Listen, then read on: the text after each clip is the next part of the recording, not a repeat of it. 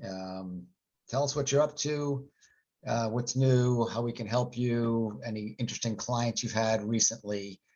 Tell us a story, as one of our members would say, to keep it real. So why don't we kick it off? I'm going to go, if everybody would go into mute mode so that, except for the speaker, of course, so that the speakers gallery, when I go to the speaker, it'll pop up. So Robert, you are live to go. All right, cool. For those who don't know me, which is pretty much everybody here, but video.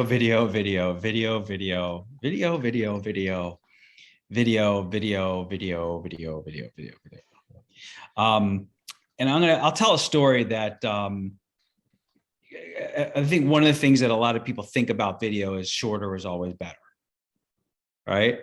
And what I've been talking about because of this story is the context and relevancy is more important than time. And this particular case study is with a law firm. We did 3 videos of a 2-person shoot, 2 people talking, and it was all about cybersecurity. And their use case was for social media marketing. Okay, so you're all thinking, well, short, right? It's got to be a short video, social media. The videos were 11 minutes, 10 minutes, and 17 minutes long. Okay. But they targeted, like, nobody here would have ever seen these videos on LinkedIn because we're not in IT. So what they did is they paid to have these videos shown to the right people on LinkedIn. And although the completion rates, the percentage of these videos was kind of crap, was like little under 2%.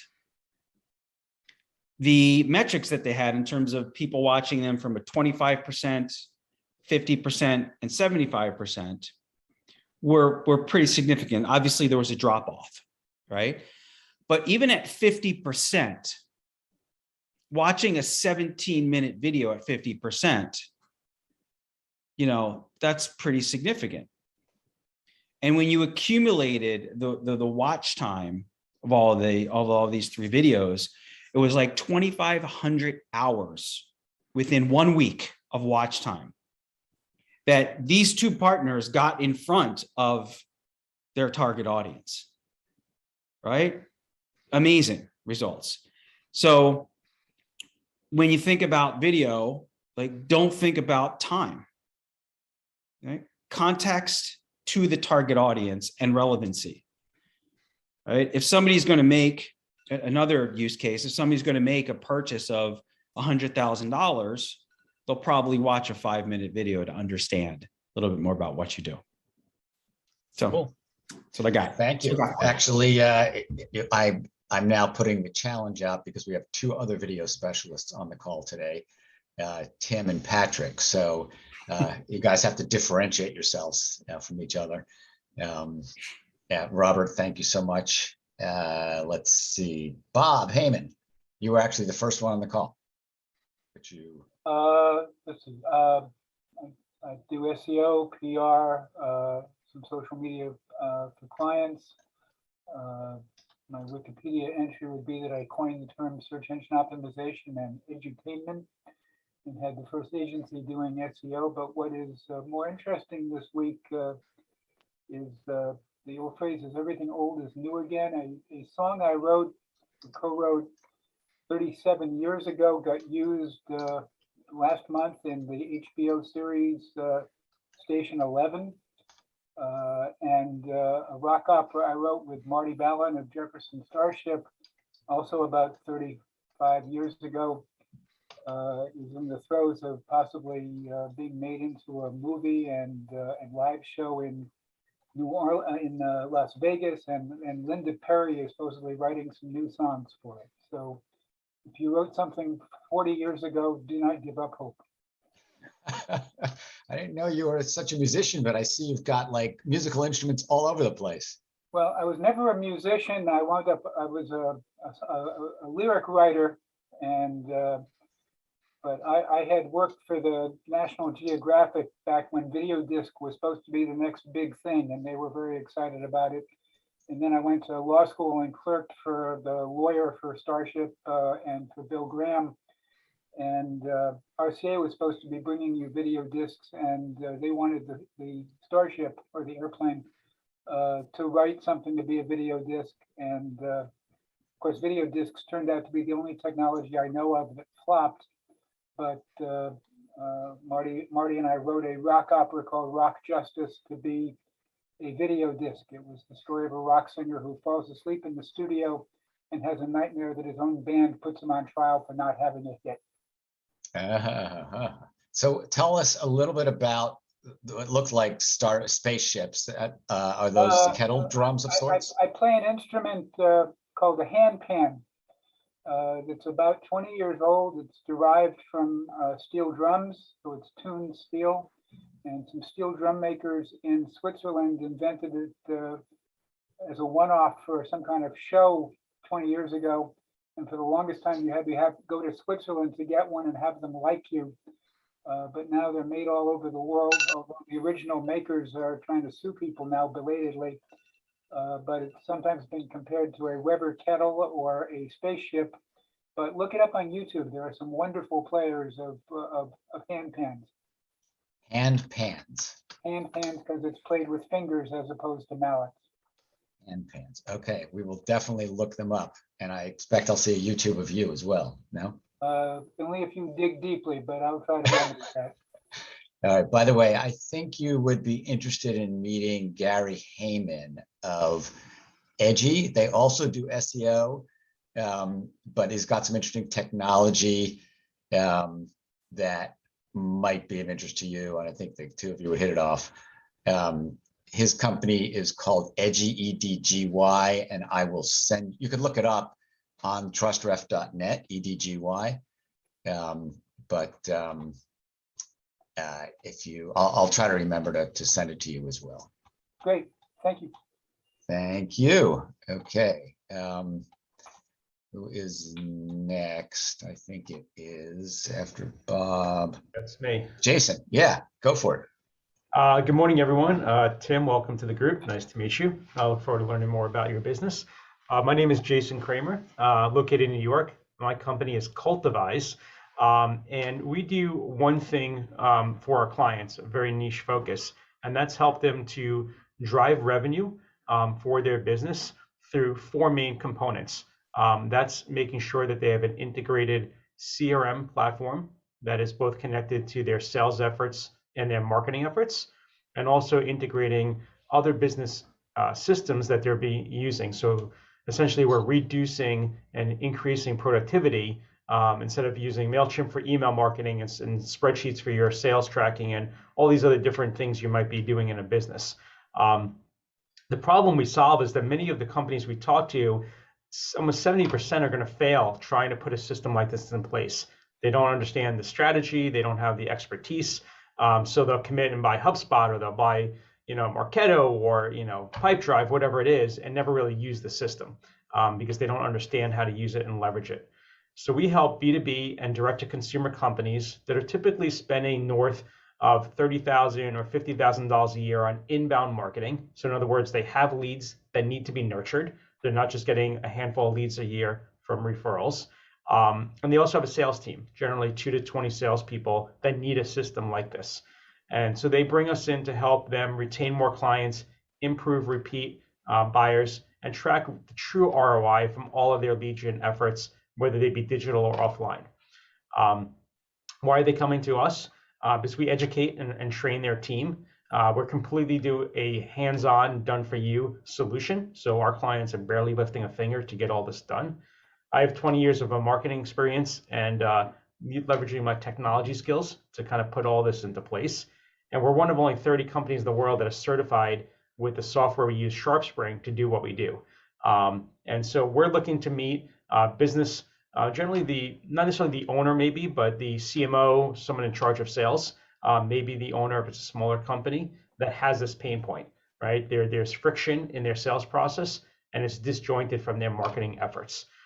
We also want to meet digital agencies who have clients that are spending north of $3,000 to $5,000 a month on PPC. We can help these agencies with an additional revenue stream and also apply the same approach to their clients. So it's a win-win. And our tagline is identify, nurture, and convert. And looking forward to having that conversation with anybody that might know someone that needs a solution like that. Thank you. I got a question for you. If somebody, is committed, they're already invested in something like HubSpot, but they can't like pull it all together.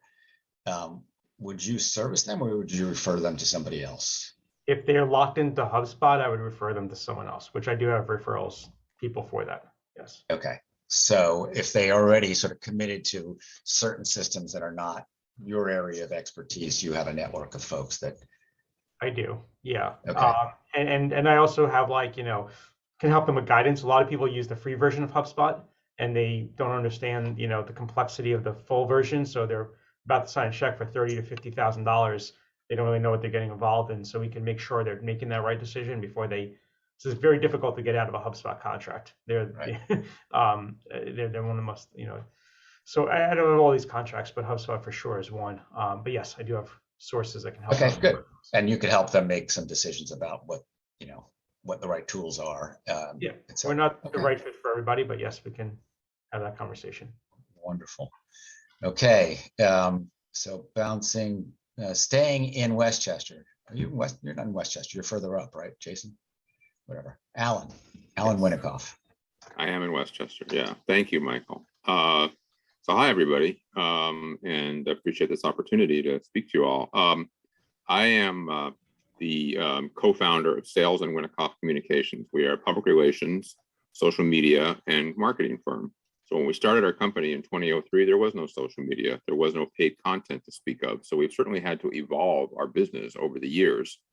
It's interesting because earned PR, old school PR, the people still want that. They still want their articles in newspapers and magazines, even though nobody's reading newspapers and magazines. That seems to be where clients still go. But in order to make it really work, it needs to be aligned with our social media and our paid content and other forms of marketing.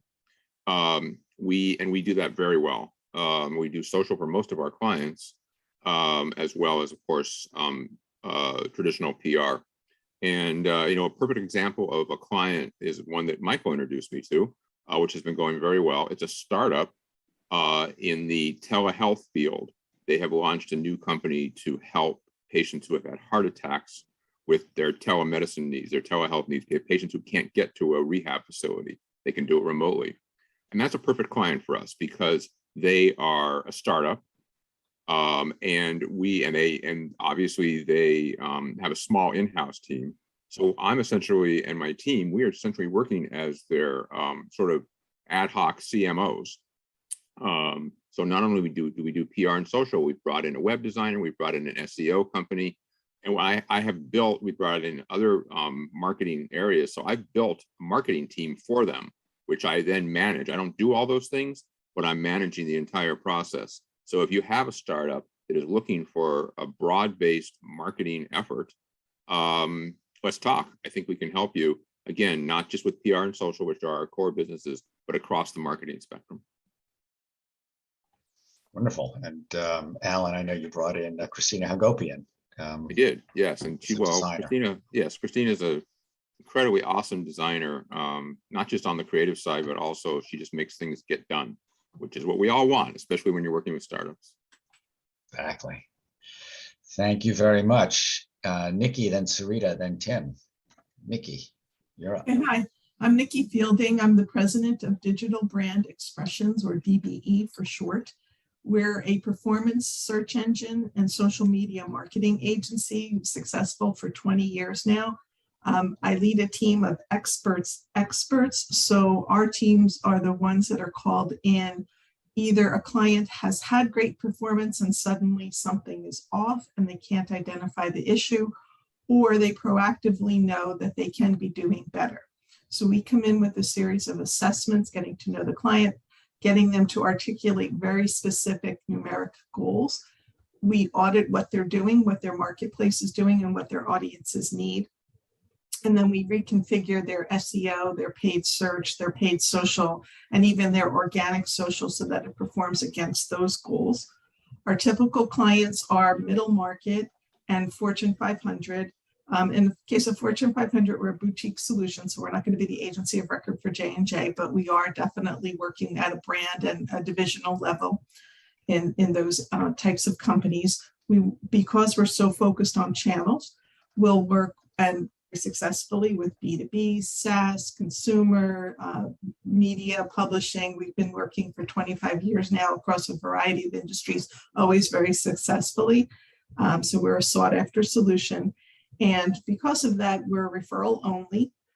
And this type of group is great because you all have your clients and your contacts, and we pay 10% of the first year's income to anyone referring business to us. I recently presented to this group, so if anyone's interested, I can share the presentation. So you have it, but it talks about our commission structure and also the types of clients. But just for framing it here, a small client for us is $100,000 in their first year in fees. So that would be $10,000 to you as the referrer. So please keep us in mind as you come across those types of clients that are operating at a certain level. They know their numbers and they need to dramatically improve performance. That's what we do consistently.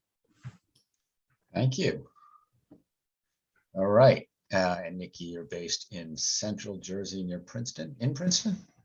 We're in Princeton. Very cool. And Victor, I think, is also in Princeton. Victor's going to show up at the end of this. Okay. Moving to the West Coast, Sarita, then Tim. Okay, hello everyone. I'm Sarita Jackson with the Global Research Institute of International Trade.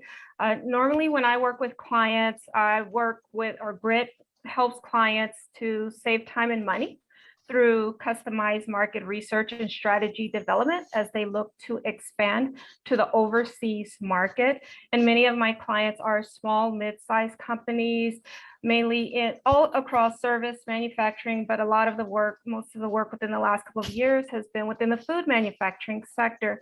However, there is a component that I've never really shared with this group. Another component of service focuses on education and training.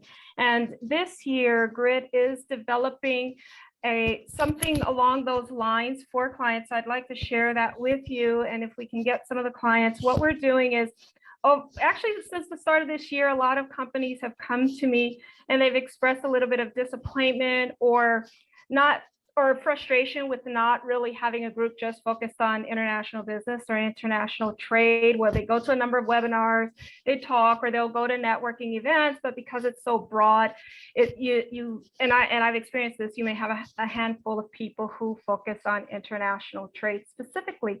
So next Thursday, February 24th, we have, and the enrollment has been great, quite frankly, the first cohort on February 24th, 12:30 p.m. to 1:30 Pacific Standard Time, a networking and a problem-solving session with focus on really bringing international trade specialists together with the goal of providing support, guidance, and leading to action. So it's more of an interactive, action-oriented session.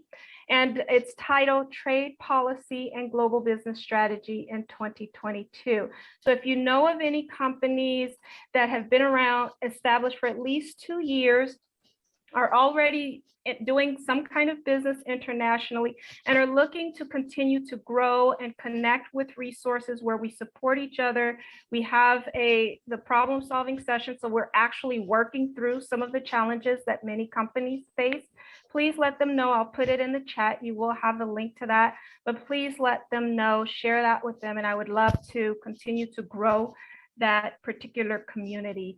And for now, actually, I do have a specific ask from the companies that have registered already: manufacturing companies, so manufacturing broadly, companies that are in Europe or anyone that has contacts to European-based companies, and then food companies. And they can be, because we have some people overseas that are looking to connect with food people in the food industry here in the United States. So those are the 3 specific asks. for that particular program. And then just lastly, I want to thank you, Michael, for connecting me with Gilbert. I hope I'm pronouncing it properly. Gilbert Yeah. Abraham. So thank you so much. We had a conversation, and so we're able to pool our resources as well. So I really appreciate that. Good. Yeah, Gilbert is from Haiti. And now he's living in North Carolina, I think, South Carolina, somewhere down there. So thank you. And Sarita, I would be happy if you send me the information, a link or whatever, I could put it in the newsletter.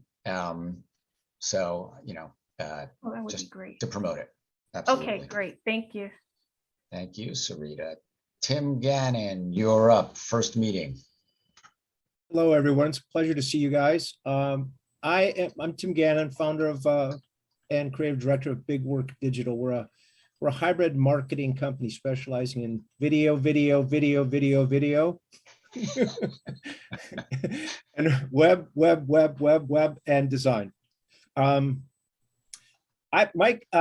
was absolutely right when he talked about the length of a video. But it also comes back to the experts like us. I'll give you two quick examples. One is a Japanese bank that we recently did a video for, big Japanese bank, and we did a video for Joseph Abood. Joseph Abood, they said, we want this to be a 2-minute video. Well, we shot it, I cut it, and it was 5 minutes and 10 seconds long. And I said, I'm sending you this, it's 5 minutes and 10 seconds long. And I thought, this is it. This tells the story. They wanted it 2 minutes, you're gonna lose the story. I sent it to them with a little bit of a pitch saying, I think this is the perfect length. They had me change the title of one guy and they were done. That was it. Now the Japanese bank, for some reason, there's so many levels of people, there's so many edits in this thing. So the 14th edit, and it was like stupid stuff. The head cheese says, it was 7 minutes and 20-second long video. She said, I think it should be 6 minutes. And I said, and I'm thinking, first of all, it really pissed me off. I don't know why, but why should it be 6 minutes? So I wrote back, I've seen this video at least 100 times. This is the right length. If you want me to cut anything, you have to tell me with specific in and out points what you want cut. And she said, oh, no, the video's fine. Because it was fine. If they don't have the answers of where it should be cut, then it is fine. It's fine. But that's to Robert's point. Length doesn't matter if it tells the story. And if you look at episodic television or streaming movies, that's the best thing about that, better than network or HBO, is these movies now, these shows on TV, you might have an episode that's 38 minutes long and another episode that's 52 minutes long. They're able to tell the story in the right length of time, in the proper length of time, and it's not padded, or I think streaming television this is the golden age of television, period. So it's not the length, it's the motion. That's right. Yeah. Right. So, I mean, Robert is absolutely right. If the content is there, it will sell itself. Wonderful. And you're out of time. Is there a last thing you want to say? No. Okay, thank you. I mean, there is. I could go on and on. You can go on. Yeah. Thank you very much, Tim. Tim, based in Brooklyn, correct? Yes. All right. Larry Joseph. That would be from, me. Yeah. Of all the advertising tools available to businesses, perhaps the least creatively used yet most impactful and desired by consumers are branded promotional products. Recent surveys show over 85% of customers prefer receiving a useful item with your logo than getting any other form of advertising. There are over 900,000 advertising specialty items, customized wearables, and PPE products to promote your company available to choose from. Hi, I'm Larry Joseph of Takeoff Products in Princeton, and I navigate my clients through the incredible power of adding targeted promotional product programs to their marketing mix. That's what I do. Princeton. Been doing it a long I'm time. telling you, we need to have a Princeton chapter at some point. So There you go. we've already got a few people down there. You have Yeah. any goodies you can show us, or Oh, to the well, yeah. holidays? I'm a To the low hol- tech guy. I am best in doing programs and store sites with my clients who want to have branded merchandise available to their clients and to their employees. This is one self-promotion item that some of you may have seen. It's a Rubik's Cube with my branding. And it says, let us help you solve your branding puzzle on this side. I like to bring a creative spin to this. I've been doing it for many, many years. I also work, with employee gifts and incentives. I just got an order yesterday from one of my big clients who's a commercial real estate firm. They have 32 properties around the East Coast, big apartment complexes, and they wanted to send their employees a gift, thank you gift. And we're doing these very nice customized, individually foil wrapped brownies from a company I work with called Fairy Tale Brownies. And they're delicious, well, brownies and cookies. Just give you an idea of one item that I handle among the many 900,000. Is Valentine's Day probably not a big day? No, necessarily. it's not. They're probably sending Christmas, the I guess wrong sexual message there. Right, it's harassment. All right. Right. Yeah. But besides Christmas, do any other holidays, Christmas and New Year's, any other holidays, do they drive your business? Well, for the food item, gift items, Christmas is the biggest, but no, it's normally, I trade a lot on trade show business, which of course has been severely hurt by the pandemic. Many of my clients are not going to trade shows like they did in the past, or they're being held virtually. We do have the ability to provide virtual gift boxes to people who would normally be going to the shows, and they're attending them virtually. So there's plenty of things we can help out with. The real gift box sent to somebody who's attending virtually, I guess. Yes. All right. Patrick, then Matthew, then Keith. Patrick, you are up. Hey everybody. I actually feel like I'm a newbie in a way. It's been a while. I've had my army on so many fronts that it's been a little bit crazy, but thank you for welcoming me back. I appreciate it. So I'm Patrick Sasso. I know some of you, but I'm from Loop 7. We're also video, but we're not just video. We're video production, photography, music, and I think that's mostly where we differ. We have two sort of branches of our product, and one is the commercial social media aspect of it, where we'll script, design, storyboard, everything up to and including the production and post-production. And then there's also the side that we're doing a lot of the I wouldn't say a lot, but we have a couple customers that do very large events where we will film the events, but we'll also film lead ups, lots of talking head sort of lead ups to the event, why the event is special, that kind of thing. We were just in Las Vegas actually for the Specialty Food Association, and that's basically we've had that client for years and years and years, since 2009, I think. It's one of the testaments of our company as well, I think, is that we're a very word of mouth company, and when people go with us, they pretty much stay with us because we offer so much. Actually, Sarita, remind me, I think you'd be a good speaker at that one of those events, so we should talk.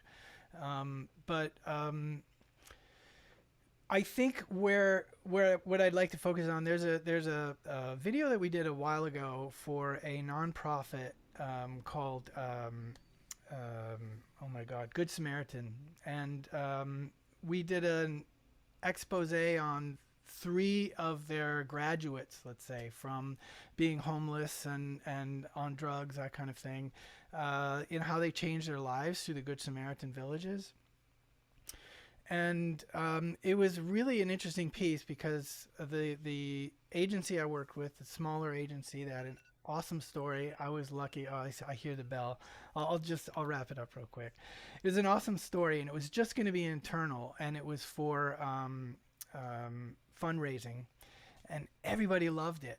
And I used the music from Superman and cut it, because I can music edit because of the music chops that I have. So, but they liked it so much they wanted to put it on YouTube and things like that. I'm like, you really can't. You got to get rights. You got to do something. So I had to compose music to go with it, and it worked great too. But that's like something that's one of the things that really sort of pushes us forward, is that we can do that kind of thing on a dime, you know. So Cool. So I think Patrick, you and Bob Heyman should connect because of your interest in music. I saw and, that. I told him his I love the setup back there. I'm jealous. Mine, Yeah. you know, our office is gone for now. So For now, yeah. You're in a slightly. Oh, I see. You're working from home. You used to call in from the office. right. So Okay. Larry's got to jump. Okay, no problem, Larry. By the way, I do want to ask you video guys, what's with all the fast cuts that I see on commercials? And Robert, I think a couple of weeks ago you showed a promo ad that was like cut. Is that the norm right now? I mean, I could answer you on. For me, it totally depends on the subject matter. Okay. I am not a fast cut person necessarily. I like pace. And there's something about, and maybe it's the musician in me, but I tend to, when I edit, really feel when it's supposed to change. I don't really know how to explain it, but it's not always like, I notice a lot of companies will do an on the beat sort of thing, and it doesn't work for me because it doesn't feel natural. It doesn't feel like the way we talk. We have a rhythm, but it's different. It's not. I think it depends on the content, right? It depends on if it's high, high energy, if you're trying to do a promotional thing and just show a lot of stuff and keep the beat up. Exactly. Robert, if you don't mind, we should do a talk. We should talk offline because I was just curious about that. You know, what I showed you before was a sizzle reel, kind of what Mike was referring to. But I think that the YouTube generation is driving a lot of what we're seeing now with video, where it's just they take the space out of when we even breathe. TikTok generation. Yeah. Even the videos today are the size of a cut in a tradition videos that we used to know. Yeah. Right. I'm showing my age, so. I got to jump as well, everybody. Keith, let's move on. Matthew Silverman, you are up. Hello, good morning, good afternoon. So I kind of straddle a lot of what everyone's been talking about. I do digital marketing, also SEO, Google Ads, strategy. I'm working at multiple levels, everything from the fractional CMO down to let's get in the weeds and get stuff done and deliver amazingness for clients. Currently, right now, I'm working with a local insurance company, a crypto startup, and a real estate startup that I've done pretty much everything else in the past. So if you name it, I've probably worked with a client or a competitor to the client that you currently have. In terms of the promotional products, I second what the discussion was talking about. Promotional products definitely do work. Love this stuff. There's nothing like having something in your hand and that you actually have to touch and feel before you want to get rid of it or dispose of it or move it on. And that level of branding can't be bought the same way as with digital. And if you combine that with digital, it's so much more powerful. It's definitely good stuff. Looking for connecting to people who need more digital marketing. I second that. Right, Matthew, you're somewhere south, right? In Atlanta, right? Atlanta. Okay, that's south from here anyway. Yeah, used to live in New York and Queens, and we left in 2010. Very cool. And so you fractional CMO, how is your business categorized on the Trusted Referral Network? I think I did fractional CMO. I don't remember. I had to choose one thing or another. So I think I might have chosen that or SEO. Okay. Yeah. Wonderful. Any particular ask in your last 45 seconds? If anybody knows of any companies that are looking for some senior level help that don't need someone full-time internal, I'd love to have the referral. Cool. So fractional CMO in that sense. Okay. Very cool. What about Henning for him? Henning does sales. Okay. I'm marketing. Yeah, he's all salespeople. Yeah. Gotcha. All right. Cool. Cool. Thank you. Absolutely. I was gonna. Oh, Jason, do you know Henning? You should connect with him if you haven't already.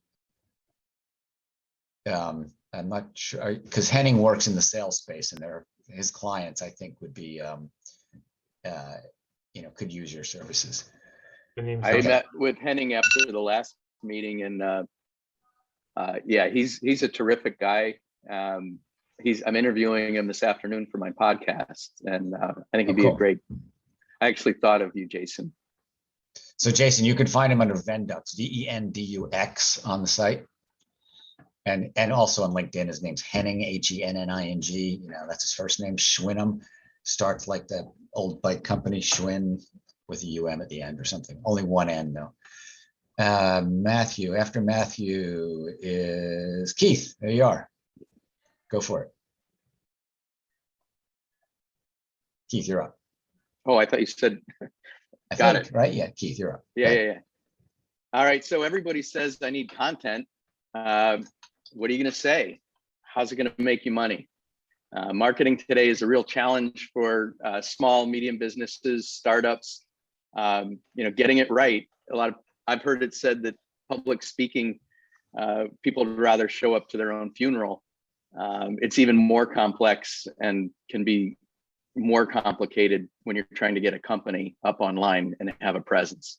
The problem is you got to get the messaging right, and you got to get everybody on the same page within the organization, and you got all the technology, the channels you communicate through, your SEO, and you want to generate leads. So orchestrating all of that is a real challenge.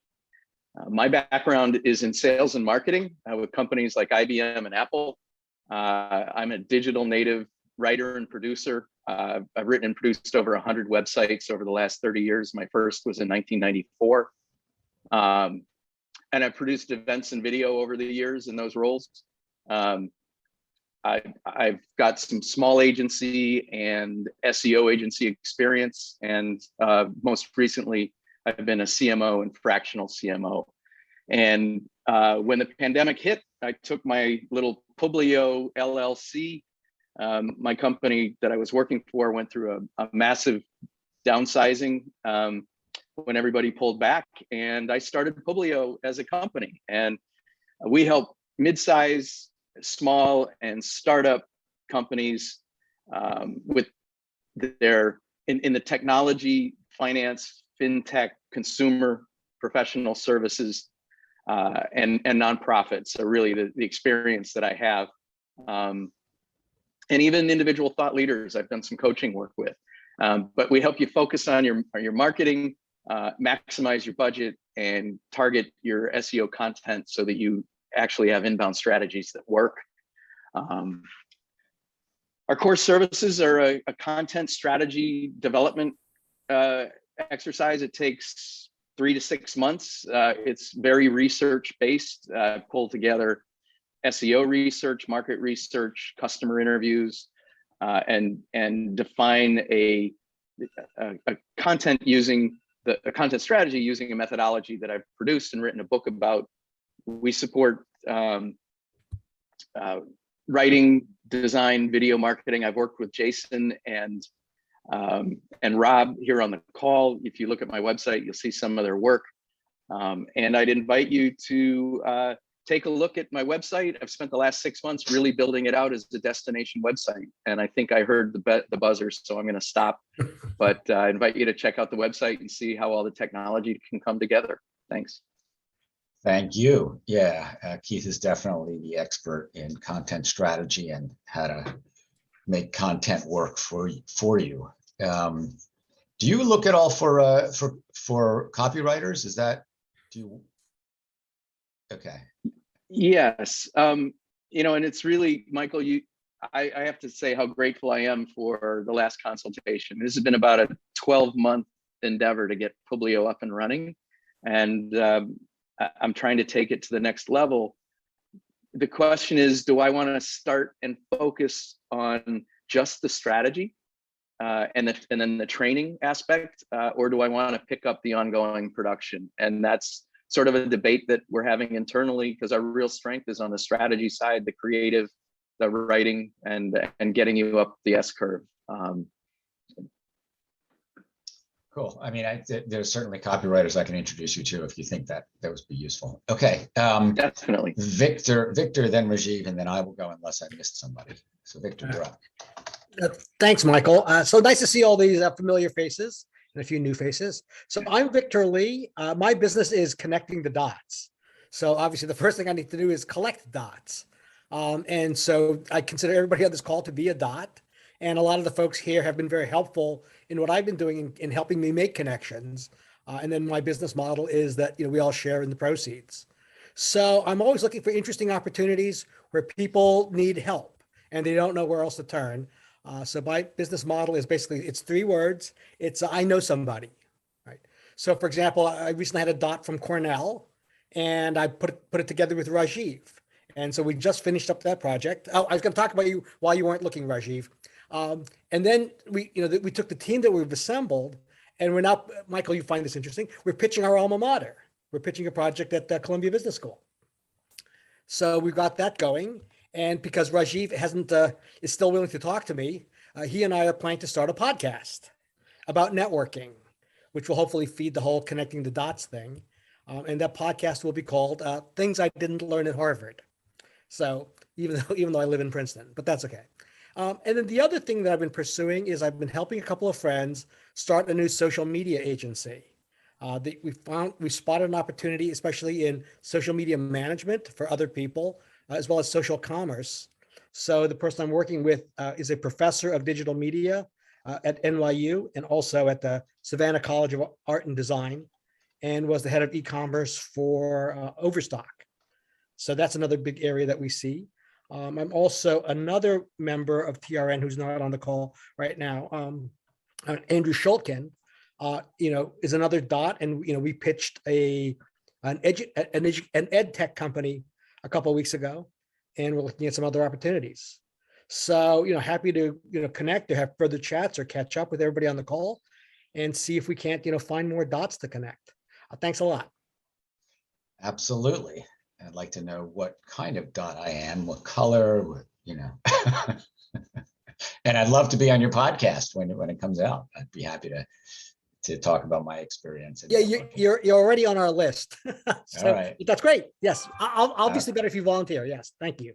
Absolutely. Rajiv, speak of the devil. Okay, good to know.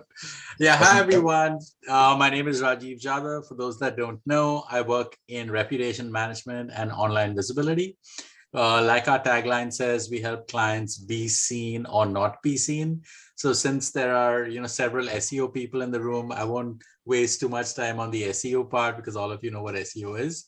I'll spend some time explaining you the flip side of SEO, which is, since SEO is visibility, the flip side of that is invisibility. So you might be thinking, invisibility? Why would anyone not want to be visible? Well, the simple answer is that when you have misinformation or bad press or scandals connected to your name or your business or your significant other, chances are you don't want that junk being seen by your existing customers, your existing stakeholders, or more importantly, your prospect customers. What we do is we delete, yes, you heard me, delete all that stuff from Google. And our process is extremely transparent to the extent of we have a success guarantee, which means success guarantee or your money back. So this way is very transparent. It's super easy to work with us. As you can see, see me, I'm like super easy to talk to, right? So it's the same way. And you have, as they say, you have somebody that you can like grab their throat if something goes wrong. And yes, that's exactly how we do it. And it's like very, very simple. It's direct. The forecasts typically are time-based, usually 90 to 100 days. And after that time, if the outcome is not realized, the client can either ask for a refund or give us more time to try another approach, which could be for the same price or a higher price. So again, it's like everything is in writing, everything is transparent. It's on our website as well. And I've actually had the privilege of working with several members of the TRN. Some of them have white labeled me for this, which we're totally fine with. Others have given referrals. Even worked with Raul on one of his clients, and that was a lot of fun to work on. So that's what we do. If my ask is to meet with other marketers, well, that's why I'm here. But also, in addition to that, if anyone knows sports agents or entertainment managers that work with music or movie related artists, those people usually get paid when the deal gets done, and any kind of bad press can kill that deal.